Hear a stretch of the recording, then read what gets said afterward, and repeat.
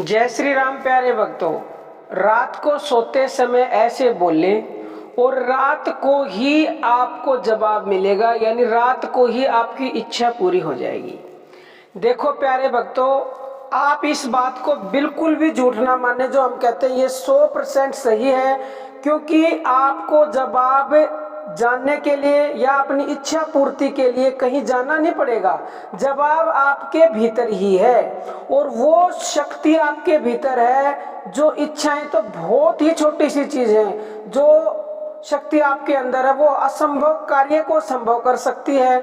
जो असंभव इच्छा है उसको भी तुरंत पूरा कर सकती है, बशर्ते कि आपको अपनी प्रार्थना भगवान से बोलनी आती हो, भगवान से आपको मांगना आता हो।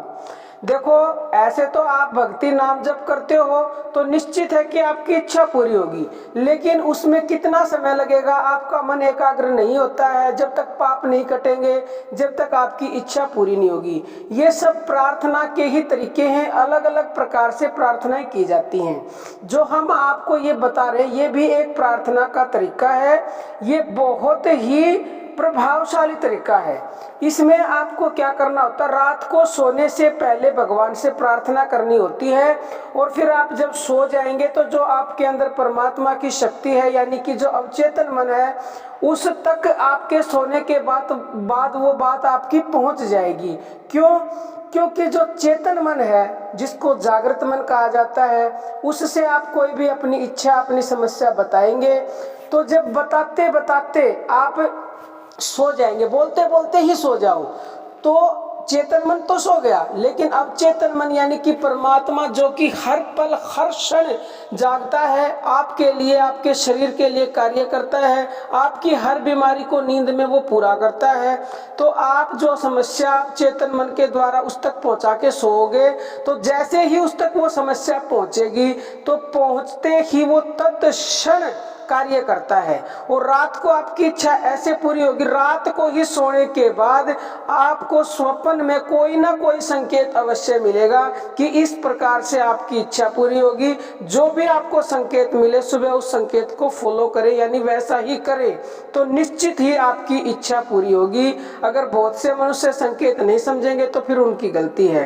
अब रात को देखो क्या करना, जब आप सोने लगो तो सोते समय सीधा लेट जाओ। लेट करके सबसे पहले अपने पूरे शरीर को स्थिर करना है, क्योंकि जब तक शरीर स्थिर नहीं होगा तो फिर जब तक आपका मन भी स्थिर नहीं हो सकता। पहले स्थिर शरीर होगा, फिर वाणी स्थिर होगी और फिर आपका मन स्थिर होगा। जब ये तीनों चीजें स्थिर हो जाएंगी और आपको ऐसे लगे जैसे कि मेरे को हल्की हल्की नींद आने लगी है, तो आप अपनी इच्छा भगवान से बोलना शुरू करें, आपकी चाहे कोई भी इच्छा हो। क्योंकि जब आप सोने से पहले अपना कार्य परमात्मा को सौंप दोगे तो निश्चित ही निश्चित उसका फल आपको तुरंत मिलेगा। स्वप्न में ही आपकी इच्छा का संकेत आपको किसी न किसी के द्वारा जरूर मिलेगा। तो आप परमात्मा की शक्ति पर पूरा भरोसा करें और जो आप बोल रहे हैं मन में ऐसा सोचें कि मेरी आवाज परमात्मा तक ये पहुंच रही है और मेरी इच्छा अवश्य ही पूरी होगी और मुझे इसका जवाब स्वप्न में ही मिलेगा, चाहे वो कैसे ही दे भगवान। तो आप अपनी कोई भी इच्छा हो, सोने से पहले कम से कम 25 बार, 50 बार, 10 मिनट, 15 मिनट, जितना ज्यादा बोलेंगे ना उतना ही लाभ होगा। और बोलते बोलते आप सो जाओ। अगर आपको दुविधा में नहीं रहना कि होगा, यानी निश्चित विश्वास रखें पक्का कि ये पूरी इच्छा होगी, तो उस तक आवाज पहुंच जाएगी। पहुंचते ही जरूर आपकी इच्छा पूरी होगी। बाकी प्यारे भक्तों, हम तो बता सकते हैं, समझा सकते हैं, करना आपको स्वयं पड़ेगा। विश्वास कीजिए, क्योंकि इस शक्ति से ऊपर संसार में ना कुछ था, ना है और ना ही होगा। और वो शक्ति आपके भीतर है, आप जानते ही नहीं हो।